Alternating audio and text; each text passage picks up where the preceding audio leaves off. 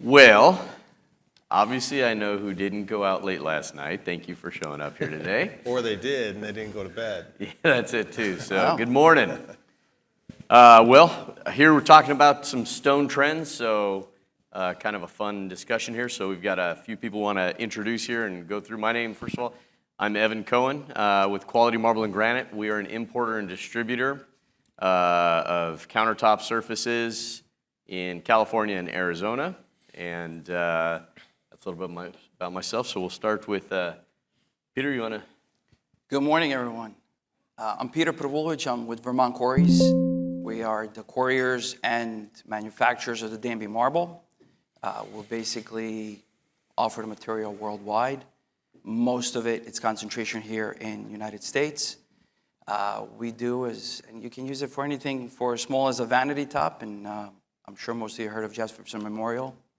That's our stuff. So we kind of have the ability of providing material or marble for any application, interior, exterior. So, Kurosh.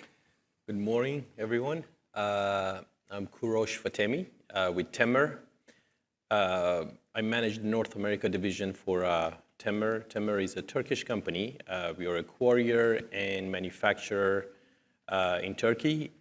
We manufacture different application of stone, natural stone, slab, cut to size, architectural, tile, mosaics, etc.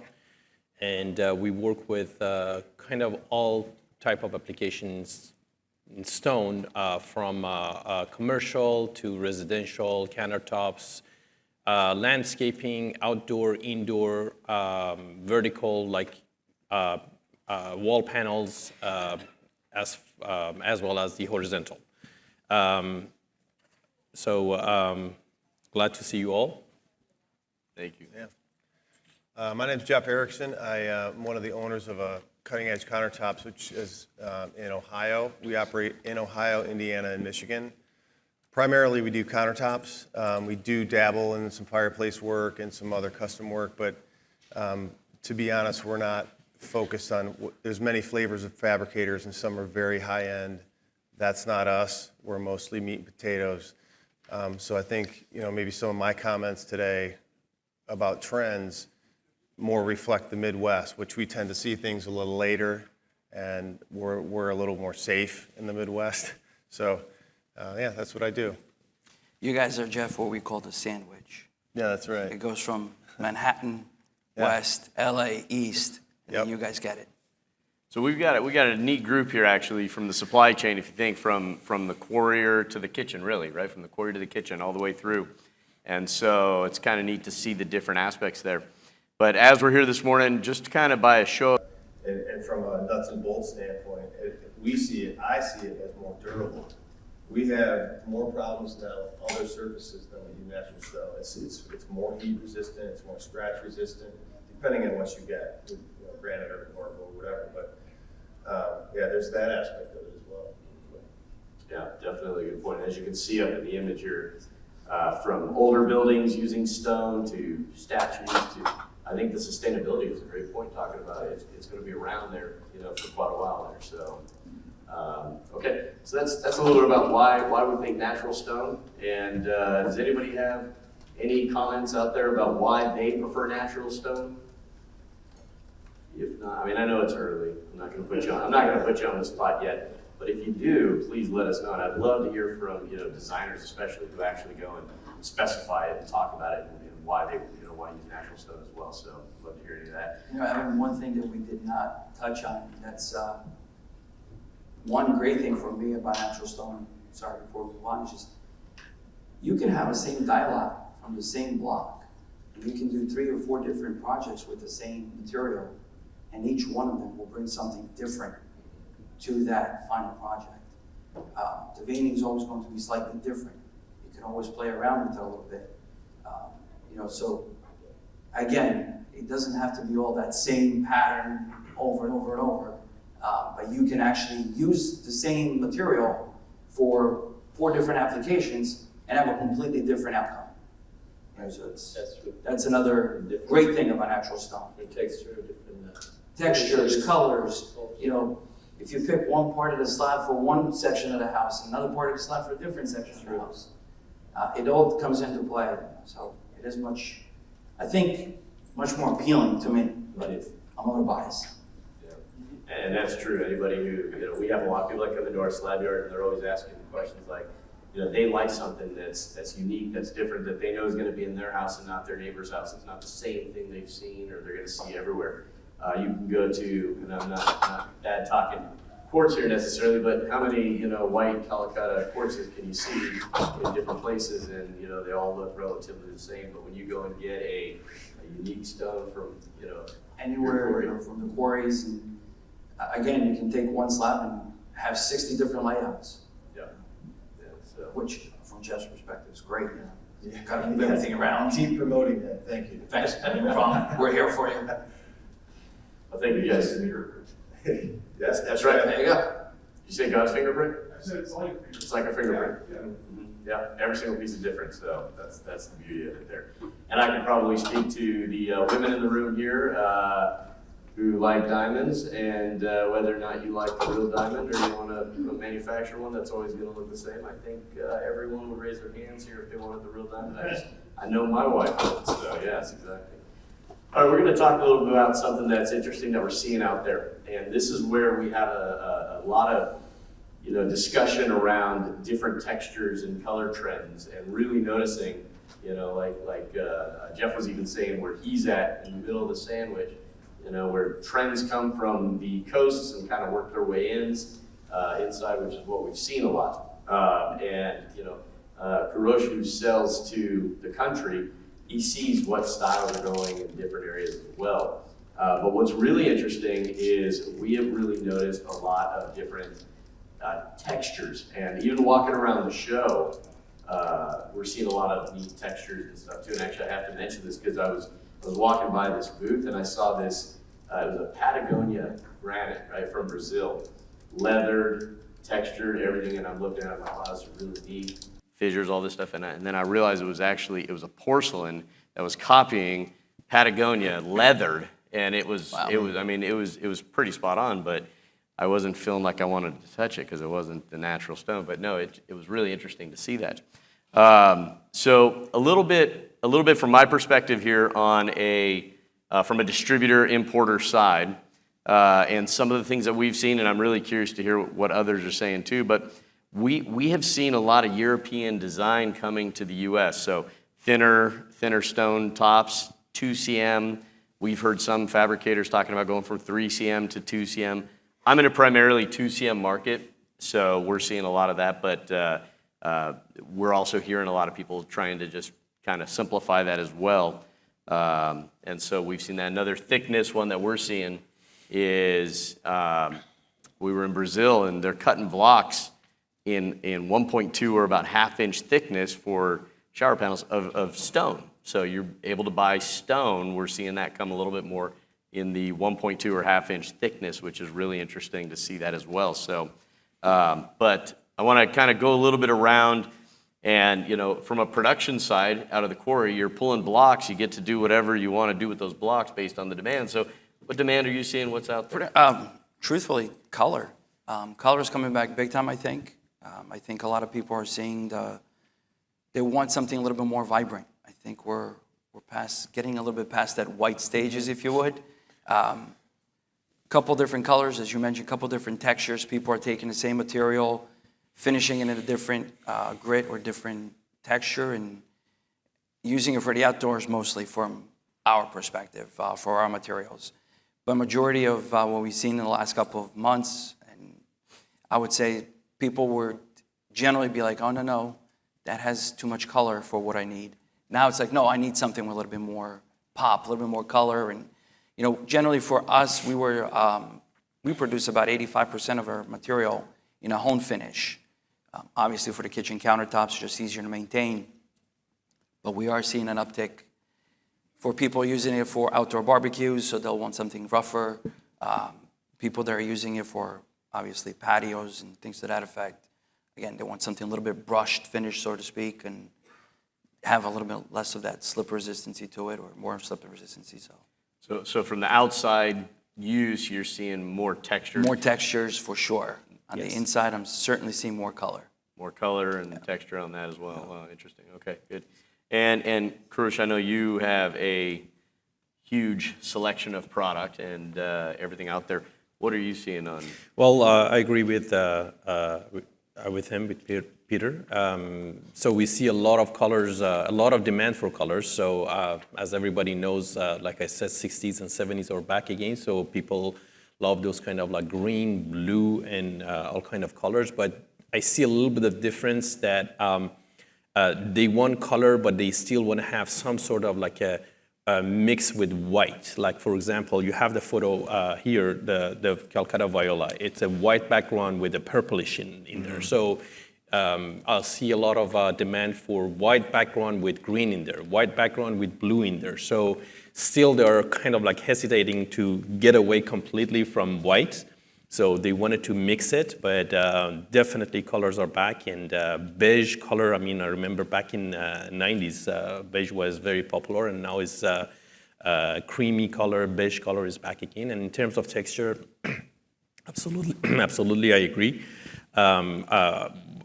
Polish finish is kind of like is disappearing. It's high maintenance, and it's not as rich looking as a hone finish. So on top of that, I see a lot of leather finish for interiors, and for exterior, again, we have different types of finishes. So that's the beauty of natural stone, again, compared to other products that they are trying to copy is you can have one, I've seen this company in Italy, they had one quarry in one color, and they were displaying like probably around like 30 different finishes on that one color, and every finish had a different look. So they were just offering people the same stone, but in 20 different look. So that's what you can do with the natural stone, and especially these days with all the equipments that are out there. So you can come up with I don't know if you've seen the hashtag finish, that it looks like a hashtag actually. So there is fluted finish, there is bush hammered, these are old finishes, but that's the beauty of natural stone, that you can play with the texture as well as the colors. Yeah, and actually, I think one thing that I'd really like to know, especially, really neat, I don't know if anybody here's ever worked on a Mormon temple or have been able to walk through, but the stonework is just, it's unbelievable. And I think what also is neat is a little bit about applications, different applications, from vertical applications, countertops, shower walls, outdoor applications. We're seeing a lot more stone being used outdoors and stuff too. And Kurush, can you speak a little bit to the different applications you're seeing, the demands, and even the textures in different applications? Because I think a fluted countertop would probably be hard to do homework on, right? No, absolutely, not right. Please don't do that. For vertical finishes mainly, so they do fluted, but definitely exterior textures, more rougher is being more used on exterior, especially around the pool, non-slippery, more texture, bush hammered, sandblasted finishes. Sometimes you combine two finishes together to make it a little bit less aggressive if you're barefoot and running around the pool. So. And then for interior, depending on what application you're using, if it's vertical, if it's on a countertop, mainly on a countertop is hone finish or leather. Those are the two options. But for vertical, it's unlimited. There are so many different textures. And you can also speak a little bit to pavers, right? Right. So, well, I see a lot of, especially in Southeast, we'll see a lot of people use outdoor a lot in Southeast. So. They try to make it nice and make it usable. So we see a lot of natural stone product outdoor as a paver. Different thicknesses depending on how they are going to install it. But we see a lot of natural stone, especially in a kind of like a beige color and lighter color, because it doesn't it doesn't absorb the heat. So it's much easier to run around with, again, like I said, barefoot. If you use a dark finish, dark color, so it's going to absorb heat more, and it's not as comfortable as possible. But we see a lot of natural stone for pavers and exterior. all the way from half-inch to 2-inch. They use on a different, if they wanted to install it on a sand, they use 2-inch. If they install it on a slab, concrete slab, they use half-inch. Gotcha. It's neat to see the expansion from, indoor and outdoor and everything as well. So, Jeff, from a fabricator's perspective, you're obviously, it's whatever comes through your doors that the customers are demanding. So you kind of get to see a little bit about that. And obviously, you're the one who gets to work with figuring out how you're going to seam it together and work with that. So what are you guys seeing, even in, in your market and stuff, what are you seeing trend-wise for textures and finishes? So it's kind of coming full circle. When I got into it, we saw a lot of limestones. We saw, that was back when Cremo Marfil was popular. And so we're starting to see those colors, and some of the quartz manufacturers are actually creating that color palette as well. I went and talked to our salespeople because if you came to our company and said, who should I talk to about which color to pick, that would not be me. So I talked to our salespeople, and what they told me was leathered is really popular right now. And we saw that, but apparently it's even more. Warmer colors, soapstone is getting to be really sought after. Whites are still selling, but the veining is changing. It's changing to more warmer colors. Tans are in. So, and talking about the thicknesses, in the Midwest, we were always and forever a 3-centimeter market. And it's just such a paradigm shatter when, things like Decton started to come around, and then we were forced to miter the edges, and then some people started challenging that and said, well, why don't we just keep it that thickness? Yeah, but you'll see the monocolor edge, and you'll see it in the sink, and surprisingly, people don't care about that. They're okay with that. And honestly, I have a variety of different things in my house. I've got marble in the kitchen. I've got a Decton vanity, and I've got a porcelain vanity in the master, and that's mitered. And I've got the 1.2 monocolor around the sink, and you know what? It doesn't bother me. And honestly, it's easier on our guys. It's easier to cut. It's easier to handle. So yeah, that's what we're seeing. It's interesting to hear from a fabricator's perspective. 3CM obviously has been. We don't understand the 3CM market on the West Coast, and then on the other side, it's hard time with the 2CM. But then when all of a sudden you say, well, let's work with a 2CM product like we do with a 3CM product, every fabricator here would say, heck yeah, it's easier to carry, lighter weight, cuts faster. There's just a lot of stuff. If you can take a 2CM counter and slap it on. Yeah, there's a guy, a Canadian guy I know that mentioned to me a couple years ago. He said, there's going to be a day where we just use 2CM, no build-up, just 2CM. Yeah. And I said, you're crazy. Well, here it is. And that's what we're doing. And it's more. Are you guys doing that too? Yeah. More affordable. Where are you from? End users. Okay. Yeah, it's interesting to hear actually that here out of all places, 2CM. It's been a very slow transition. I would say we're still a very traditional market. There's still the meat, potatoes, people that insist on the 3CM. It's almost like opposites. You have 3CM, you have ones that are really ones that thin, 1.2. And then the 2CM, we've really seen it start coming in for more of like the commercial and the builder side, which is starting to influence everyone else. Yeah. So from our perspective, and I'll just add to that, is probably about, I'm going to say a year ago, we saw a little influx in everybody requesting 2CM, mostly like in the New York area and DC area. And it literally was like on a blink of an eye, it was gone. So I'm really interested to see now what is the future is going to bring, because again, traditionally 3CM, I can draw a line from Chicago to Dallas East. I don't have to worry about it other than a few pockets. But it's been, like I said, in the last couple of months, certain areas, but they went away from it very quickly. So I don't know if that's just that area or what's going to happen in the future, but I know you guys, Jeff, close your ears for a second. We have a lot of requests, believe it or not, island tops, 5CM. So fabricators love to install those. Love that. You know, Yeah. and we cut material up to 150 inches in length, so we have the request people, I can guarantee you 3 or 4 times a day, asking for slabs that are, I need a nylon top, 145 by 72. Yeah. You know, so Well, and then you start asking questions about the floor and how well the floor is Yeah. built, because it's Yeah. really, really heavy. No, I guess it's more, again, don't get me wrong, but it's education, right? So we all are in a position that at one point our clients, they ask us questions, right? And sometimes they don't know any better. They think because everybody is using 3CM, they have to use 3CM.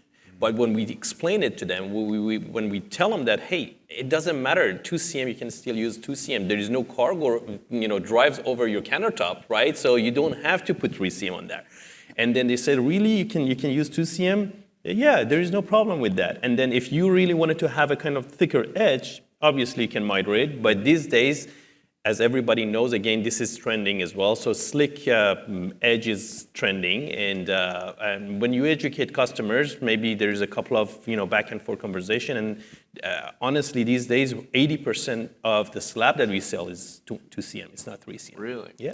well, don't forget too, United States is, and only a section of the United States is the only market that uses 3CM. Exactly. So from overseas, I mean, if you go and buy material, you're more likely to find 10 blocks in 2CM and 1 block in 3CM. And when you tell people, I love the block, I'll cut it in 3CM for me, we'll cut it, but it's yours. Yep. And then you're like, oh, wait a minute. Yeah, Let me think about this. We're still mitering a lot of islands. Are you guys doing the same thing? How about the designers? Are you guys pushing the mitered islands still? No? Doesn't matter? Okay. So just out of curiosity for the fabricators, if you're going 3CM and buying a material 3CM as opposed to 2CM and mitering, is the cost pretty much at the end about the same with the work that you have to do with the mitering? And truthfully, that's where I found, so let me back up a little bit. I'm not going to say how many years, for a better part of my life, I was on the distribution end and was buying material for a company out of New York area, and it was always a 3CM market. The only materials we bought was 2CM, were marbles, then quartzites when they come about, and so forth and so on. But we always found that the customers in New York, greater New York area, always went for 3CM because of the fact that mitering a 2CM was just not as cost efficient. So now you were saying? Yeah, mitering 2CM is much more expensive. Really? Well, I agree with her because it depends. Imagine if there's a stone that is $50 a square foot, right, or $60 a square foot. Yeah. So 2CM. Yeah, so yeah, if no, you go on a completely. 3CM, so normally it's between 33% to 40% more. So that would be about $24 more. So it's going to end up $84 per square foot for a 3CM. CM, yeah. So now if you're talking about a stone that is $30 a square foot, so 40% is going to be 12. So it depends on the stone to yeah. see what, to compare the thickness The actual- compared to the mitering cost of it. So Fair enough. It can depend on the thickness of the miter too, because sometimes we are Right. still taking a 2CM to like 1.5 inches, but most of the time when they're mitering, they want a 2-inch edge or 2.5 inch edge. Is something that really has a difference. Just go the whole 2-inch. Just put it right on. Peter? Come on, Jeff. Work with me here. By show of hands here, who else is seeing a shift or some requests moving into the thinner material for your markets? Have you guys seen that? Has anybody else seen that? Or are you guys all kind of stuck with whatever you've been working with, 3CM or 2CM? Has everybody seen changes? No? The architects and the designers seem to be pushing the 2CM, which is great for us as fabricators, but the homeowners, like you said, seem to be stuck in what they know. We're in Chicago, we still see a lot of the 3CM being pushed when homeowners talk to us versus more of these sleek designs coming in with the thinner edges, but it's really if they have an architect or a designer involved. Sure. And it's interesting because in the western region, if we try to put a 3CM countertop in somebody's kitchen, they'll be like, are you crazy? Yeah. We don't want that. Yeah. So, we kind of, it's what you know and what you're comfortable with and what you're being, really what you're exposed to. And I think our world today of social media and the Pinterest and the Hows and all those Instagrams, you're able to see trends and see it doesn't, when you're looking at a kitchen, you don't know if it's in California or if it's in New York. You're just looking at a kitchen and you see a style and think, wow, I really like that style. So I think we are seeing maybe a little bit more of those crossover, due to that as well. So it'll be interesting to kind of see where the market goes. I do know that getting into the thinner panels for the vertical applications, Yeah, for the sure. fabricators appreciate that, or the installers appreciate that aspect of it. But it's neat to see that even the factories are working on doing thinner panel products as well, just to make it easier as well. So, and then going to colors, I think that was a question I wanted to kind of ask. We were walking around and we were talking to a lot of people too, seeing a lot of warm tones coming back into the market. And so again, I'm going to go by a show of hands here for anybody who wants. Who here is also seeing more warm tones kind of coming back into their, okay, so it's go. relatively across the board. And if you look at the image here on the screen, most of them are bringing in warm tones. They're kind of tying it back together. And I think, Kurosh, you said it well when you said they're still not getting away from the whites, but they want some color with their whites. And so it's interesting to kind of see that, tie in, but definitely seeing the warm tones back. As we're walking the show floor, and I'm sure many of you have seen, I'm seeing rustic, I'm seeing travertine, I'm seeing tumbled, products coming back into the market, which is interesting. It really didn't have much of a downtime, right? I don't think it really had much of a downtime. It went just to the whites and grays, and people said, well, I think we need to add a little spice back to our life, So. Well, it's interesting. I think I told you that we have a quarry that about 20-30% of the production of the quarry is, everybody probably knows that, is called Rosalia. It's a pink color. And for the past 20 years, every block that we had it, we just put it aside because there was no demand for it. And suddenly we see a lot of demand for light pink again. So we start cutting them, we bring them. So it's at a very low price still, but the demand is going up on that. So Definitely, yeah. who would have thought the pink is coming back, right? Right, exactly. I'll challenge you guys as you walk around the show. If you're familiar, the bottom picture in the middle there is Calicut Viola, a little bit of a burgundy purple in there with a whitish warm background. Go around and see how many booths you see it at the show here. It's popping up everywhere. So when you see that, it tells you where trends are really kind of moving and how things are going. So just kind of keep an eye out as you walk the floor. It'll be really interesting to see a lot of these different changes too. So moving on from there, obviously, there's really a lot of, we had some people talking about using marbles in the kitchens, and everybody wants to use marble in the kitchen, but then they're hesitant to use marble in the kitchen because they're afraid. And actually, you got a great story. I love your story. You'll share that in a minute. But Do I need to? You do need to, yes. But there's a lot of different solutions that are coming to the market today. I'm a big believer in, when it comes to natural stone or even marble in a kitchen, I call it a live, breathing product. I know only in America do we want it to look as shiny the day 10 years down the road is the day we got it, right, for some reason. But you travel to Europe and you travel all around the world, and the patinaed look of the marble is actually a luxury aspect of it, which is really neat.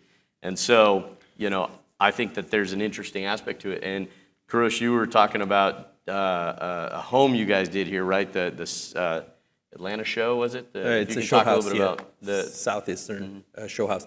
Well, I always like the people that they are paying attention to details. For years, especially in the past 15, 20 years, when quartz started to grow in the market, they came up with one thing. They knew that quartz is not as beautiful as natural stone. So their only message was it doesn't etch, it doesn't stain. So low maintenance. So there are some companies out there that they started working on some sort of solution for that to make the natural stone the same way, low maintenance. And one of them is a company called Moore. And they came up with this anti-etch, anti-stain product.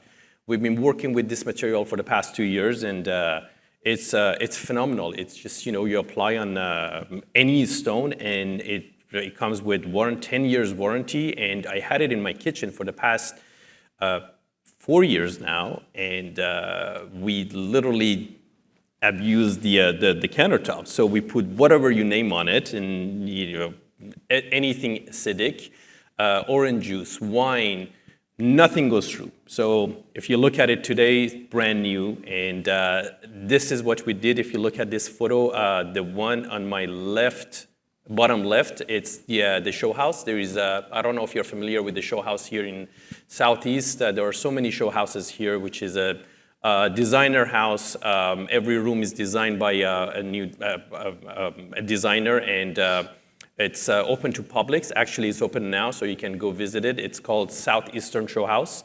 And we applied this material, anti-etch, on the kitchen countertop and island, and it's phenomenal. It's a green color, as you can see on the bottom left photo, and it has the protection, and we get a lot of requests these days from our clients to put that on the countertop, and like I said, the only downside of natural stone here was always etching and staining. So there are a lot of sealers out there that you can apply, and but there was nothing for etching. Now that problem is solved, and we've been selling a lot lately, and we are hoping that this could kind of like revolutionize the natural stone industry, any product like that, and so we can just make our clients happy. Sure.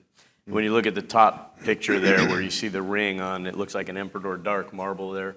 Possibly, that's just my thought. Yeah. And you look at the one to the right of that, that's actually after it's been treated. So even if it's been damaged, I believe it can be retreated and refinished, so you get that look, and it can be redone, as many times as possible. And so Jeff had a good story he would talk about with a high maintenance friend who wanted do we have a question? Oh, we got a question. Yes, go for it. And this is just something the homeowner can put on that you're talking about, right? The homeowner does this, or is No, it there are like a- certified applicators that they have to do it. You can't do it yourself. Yes. The one that we use is called More Surfaces. That's the company that manufacture this product. Yeah, they do sealers as well. Yes. Actually, the CEO of More is sitting right here, Steve. There you go. Yes. Questions? So there's a few different options out there. If you look around, they definitely have one of the newer ones, which is nice. There was a seminar about it and kind of the durability. So it is a nice thing to be able to offer if you are looking, if people do want marble. So you have a friend and his wife. Yeah, I hadn't had any experience with the Moore. I heard about it, and I know the guy that applies it. This is the guy that I ski with frequently, and he said my wife's coming in to pick out material, and he knew me and another guy that works for us. We both tried to talk because we knew her disposition. She's not the kind of person that's okay with patina. Let's just say that. She's so we tried to dissuade her away from marble, but she just had to have it. And she got a little bit of scratching on her marble, which is not shocking in the least. And so she said, is there anything we can do? So she ended up hiring Craig Griffin, and Craig went out there and put the Moore on there. And I haven't heard much from them since, but I hear it from Steve frequently. Why the hell did you sell my wife marble? Yeah, so there's always that out there, but there's good options out there. Yeah. Resurfacing, that's another thing, right? Oftentimes, even for us, we have a lot of, in our market, we still carry a lot of polished materials, but we have people coming in and saying, I love that slab, can you do it leathered? And so there's a lot more people out there that you can send the material to and actually have it resurfaced, refinished in there as well. So, and then another thing I wanted to ask actually in regards to the types of stones that we're seeing out there being used more and more right now. And so I think quartzites were a big hit. You're talking soapstones are kind of, have other people been seeing soapstones coming into the market? Has anybody? Yeah. Okay, so more people are seeing soapstone. That's fantastic. And so are we. And, walking around and seeing the different types of soapstones that are out there, which is really neat too. But from you guys, now you're primarily a marble, but We're you have- 100% marble. I mean, we do have partners in Italy that sell other materials, quartzites, granites, and so forth. we're 100% marble in Vermont, and there's always the demand. But for us, it's a little different too, because like I said before, we do things as little as a vanity top, not directly through distributors, and then large projects. So there's always demand for our product. And I think, to all your guys' point, there's such an advancement these days in what you can do to your countertop and how you can refinish it. And again, one of the greatest things about natural stone, it's the only product that we use for our kitchen countertops that if something does happen, you can fix it. You can resurface it right in the home and take care of the issue.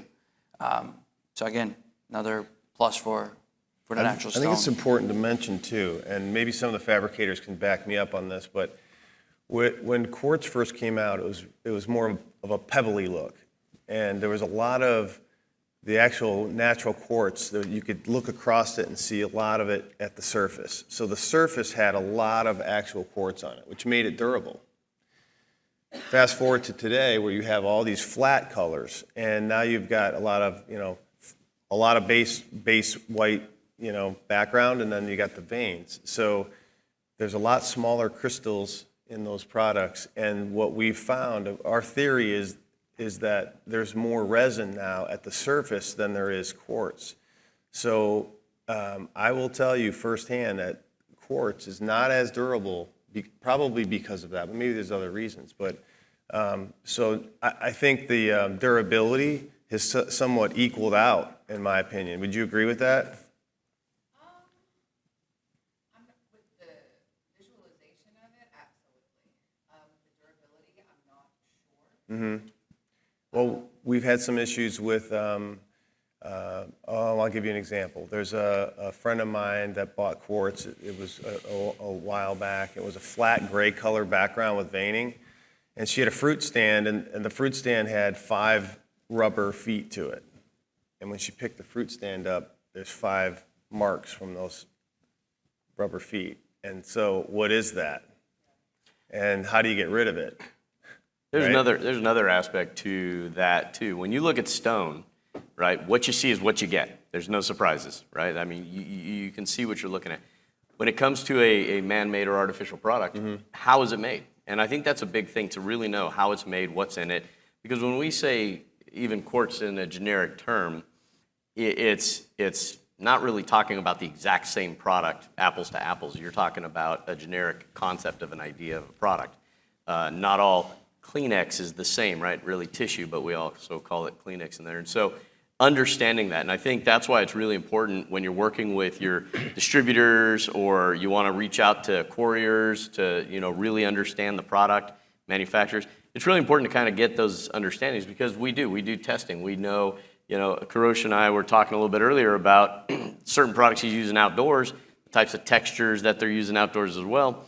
And then my question to him was, what about freeze thaw? And I don't know how many people have to worry about it. I'm in California. I don't have to worry about that. It doesn't freeze where we're at. But freeze thaw is a real issue. And if you don't know what that is, it's really about the stone absorption and then expansion in the cold and the heat and cracking. And they have the experience on their products about the durability, the scratch resistance, the freeze thaw, where it can be best applied as well. So make sure when you are looking, talk to your expert, your supplier on there, and really they should have some answers, or at least be able to direct you in the right direction as well. There is no resin in it. Look, I believe that comparing natural stone with man-made surfaces, it's wrong. Forget about the sustainability. If you don't believe in sustainability, and that's something else, right? But this house, for example, the show house, it's probably around like $10 million house. You don't see quartz anywhere but the secondary laundry room in the basement, which is one small room that nobody walks in there. So my point being, you don't see a house, $10 million house, to use a man-made stone, right? You don't see a temple that is supposed to build for or last for 100 years to use man-made stone. So I'm not saying there is anything wrong with quartz or man-made or porcelain or anything, but that's for a different category. Natural stone for a different category. Absolutely. So, There's a place for everything on that. right. That's just it. There's something for everybody. And, Right. you know, it's if you look at just the historical buildings around the country, Jefferson Memorial, that's all natural stone. New York Public Library, that was built in 1913. It's all single piece of that building is all stone. There is Lincoln no Memorial. frame. Lincoln Memorial. I mean, Yep. we can go on and on here, but it is just a great building product overall. Yeah. There's nothing like it. And another aspect I just kind of want to run over and touch too, because we did talk a little bit about sealing and protecting and stuff on that as well. A lot of people, I could go by a show of hands here, but really when it comes to sealing, we have a lot of people come in and they think that they don't want stone because they have to seal it every 6 months to every year. That's the common thought process. Sure, years ago that was it, and that's a lot of the advertisements used against stone because it seems like high maintenance. But realistically speaking, whoever has stone in their house here probably doesn't seal it every 6 months or every year, probably has never sealed it or maybe one time, and it's been just fine, right? There's Have you been sealers talking out to my there in wife the market. again? What's that? Have you been talking to my wife again? I didn't seal it, okay? I'm not going to. She told me you need to seal it. She I know. told me to make sure to put you on the spot there.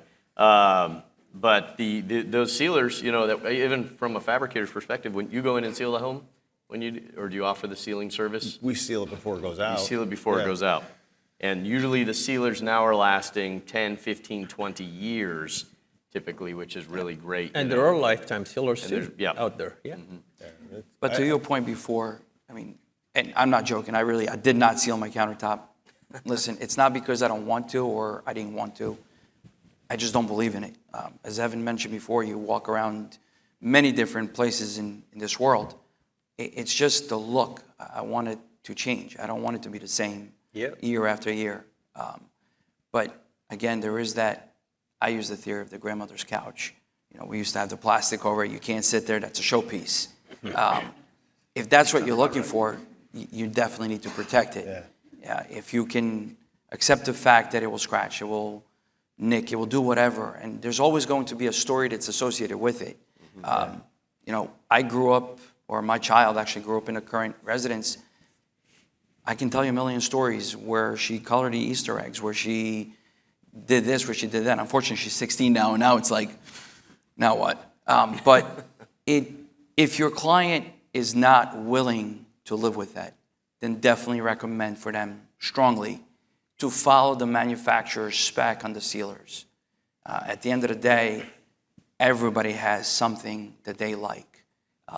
I happen to like the patina look, but it's not for everyone. All right. Any closing comments before we go to some questions here? Any other thoughts? Just use natural stone. There it is. That's it, huh? Simple as that.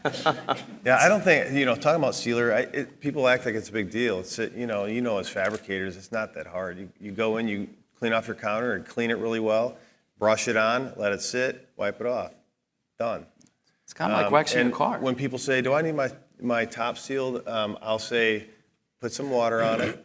If it absorbs within a certain period of time, it probably needs to be sealed. If it beads up, you're good. It's that simple. It's really not a big deal for you designers. It's not an obstacle that I would see to choose one over the other. Yeah. And I think from a durability standpoint, it's really interesting to see how the industry is progressing. And one of the things, if I'm not mistaken, Peter, you have some of your product, you can actually treat it for increasing the hardness, durability, is that right? That's a separate product. Is that a separate Yeah, product? That's a separate. Okay. Yeah, that's amazing, that process. So that's a completely different But with thing. a marble, right? With the marble, yes. That's out of our Colorado quarry, so it's a little different. But the point is like there's a lot of techniques out there. The technology has come so far Yeah. in advance. And, I think Jeff would be the one probably, or Jeff's people on the floor would see the difference of, there are products that were in the industry for years that, people, when they would come across the shop floor, they were like, not again. Those products with the technology today, vacuum sealing the blocks prior to cutting them, resin treating them, and so forth and so on. Now the guys in the shop are more confident about, and you guys can correct me if I'm wrong, in actually putting that piece of stone on the table. Because I'll never forget, back in the late 90s, there were certain calicatas that would come across our warehouse and we would ship it off to the client. They'd be like, you better come down here. My guys don't even want to touch this. Like, now the process and the technology and the advancement, those are no longer quote-unquote issues or even question marks. Also, don't get me wrong, the shops have come a long way in how they handle stone, the equipment that they use, not to sound silly, but it used to be two guys lift the thing up and drop it on the table. Now it's all air lifters and so forth and so on. But in our industry alone, I think we've gone so far ahead in making sure that things that had a sort of a doubt in anybody's head in the past have been erased. And again, with the color cutters, it's the simple thing. I mean, now you look at these things and they're like, oh, okay, I can cut this the same way I would cut a quartz. They've become much harder, much more durable, and easier to handle and manufacture. All right. So just one last thing on my side is, I think it's our job, everybody in natural stone industry or in this industry, to educate. So that's the most important thing. You have to educate because homeowners or end users, they may have one construction or maximum two per lifetime. They don't know any better. We are the one dealing with natural stone every day, so we have to educate them. What is it that you go to France, you go to Italy, you go to any other 200, 300 years old church, and you'll see the marble on the floor that is beaten up. It's beautifully done. And you look at it and you are just mesmerized with the beauty of that. And then you come here and everybody wants to have a perfect finish on the floor. Nothing is going to change it for years. So it's our job to educate them. We have to tell them that it's beautiful, even the patina finish. So I think this is important. Absolutely. All right, I'm going to go to questions here, but before I go to questions, real quick, I just want to mention, you guys all woke up early to be here, so first of all, I want to thank you for that, but I also want to let you know that at 5:30 today, when the show is over, right here in room B303 and 304, it's the Natural Stone Institute happy hour, free drinks, nobody ever complains about that, so come by, get some drinks, networking, lots of great people, it's a phenomenal event every time, so if you feel like that at 5:30 today, feel free to join us. But let's take some questions. Yes. Yeah, my question is on education. We have a showroom on the coast, so we have a lot of beach houses that I prefer natural stone, but they have cleaners that come in and use harsh products on them.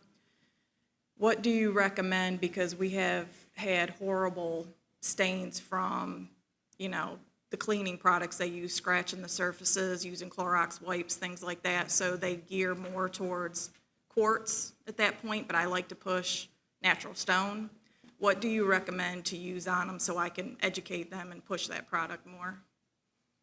So from my perspective, I'll tell you just warm water and dish detergent is about the... They have no idea what kind of cleaning products most of the time their cleaners use. Mm-hmm. Yeah. So over time, of course, you see that patina is gone. Yeah. Clorox wipes has just destroyed, I think, our natural stone. Would a natural stone sealer, like a dry treat or something similar to that, protect from Clorox wipes and harsh cleaning products over time, or is that just don't use those type of products on it? Because I always say like Dawn dish soap, something neutral, and of course natural stone cleaner, but they're cleaning people just don't use that, so they don't want to use natural stone. So I'll tell you what my wife does, because it's not me, it's her. But she actually provides the cleaning products for the cleaners and says, use this around her house. She doesn't like the Fabiola, the smell, that stuff. For our cleaner, for our countertops, she provides that. So there's different cleaning companies, different companies that provide stone cleaners, and just say, utilize this, have the cleaners use that. And I mean, the cleaners appreciate it. They don't have to go buy products to clean your house. They're using your products. And I think that's very important because I've seen bleach, battered countertops before when they're just using the wrong products on there. And so I think it's always important to make sure if you are working with cleaners out there, having somebody come in and do the cleaning is that they use your own products and you can kind of control what they use then at that point. What do you guys think? Yeah, I think there's not a solution to put on the countertop to fend off the plethora of different cleaning supplies that you could possibly use. I think you almost have to educate them and do kind of what Evan's saying. At least tell them what they should use. And when in doubt, soap and water.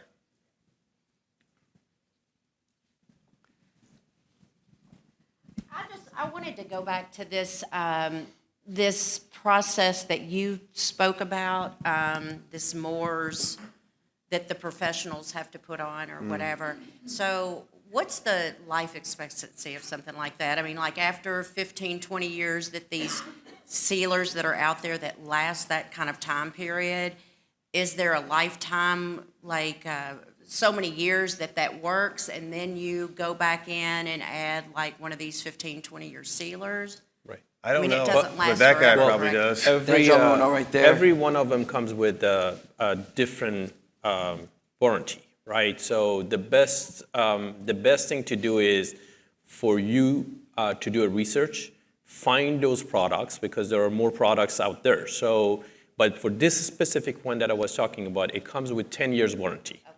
So up to 10 years, they cover that. Comes with a transferable warranty that you can transfer to the next owner. So. And after the 10-year, if someone has this professionally done, after that 10-year, then can they come back in after that material's That's the beauty of installed? natural stone. Yes, you can And reapply you it would again come after back 10 and do years, the and then it's application. going to be another 10 years warranty, right? So again, like we all said, natural stone is the only product that you can repair it. You can just work with it for years and years, because every time that you grind the surface, it goes a little bit, next layer is the exact same thing. It's the same look, the same veining, the same color. And the technology will be 10 years advanced, so what's out in 10 years is probably Right. going to be much better, easier, and faster than it is today. So it just, Absolutely. it'll cover you for 10 years, and then there's probably a quick solution down there, so. Yes? I have two questions. One, you said you can resurface stone. Does that mean after it's installed in your home, you can resurface it? Sure. Theoretically, I yes. had no idea. There Okay. are definitely companies nationwide that do resurfacing. Okay, and my other question is, we do a lot of bathrooms, and I always get an immediate no for the shower floor when I talk about putting like a mosaic marble down on the shower floor. Can you speak to like shampoo, like purple shampoo, hair dye? Is this just a no-no for the shower floor? No, I have a marble mosaic in my shower. It's been 5 years now, and there's no problem with that. It just depends on your client and their expectations. To Koresh's point earlier, you definitely need to educate your client what to expect. All right. Well, we are going to have to run here, guys, and I want to thank you guys for coming in. We'll be around if you have any other questions here.